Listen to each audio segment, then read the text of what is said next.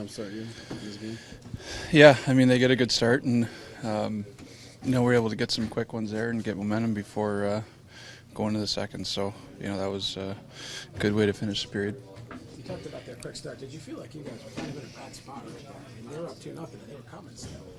Yeah, I mean, we kind of expected that. They talked a lot about that coming into the game. They wanted to get a better start and get a better forecheck especially, so we knew they were going to come hard. And, unfortunately, we gave up a couple there early, but I thought we regrouped pretty well. And, getting that power play goal, I think, was big, too, to build off the first one we got. So, we just kind of found a way to get settled. It was a fun building for you to play in?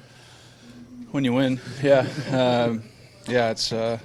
It's emotional games. I mean, as a player, those are the games you want to be a part of. The intensity and the emotion is high between the two teams, and it's always much better when you win here. But they're into it, and I think that makes it fun for both teams. When each time you come back from an injury, there's always that adjustment period as far as picking up the pace and getting back into the groove. And I don't know, maybe you were wondering how quickly it would come for you, but how do you feel right now? Another 2 goals in the Pretty good. I mean, still can do better executing, I think, but that's just going to come with time and playing games. So I think the more games I play, the better that'll feel, and it'll come a little bit easier. But I think for the most part, I feel like I've been able to adjust pretty well.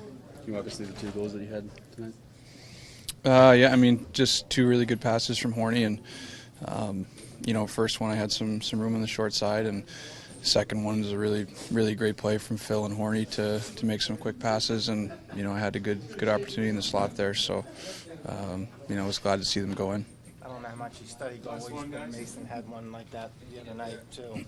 Ryan White went high on him. Did you see that? Did you think that might be an opening?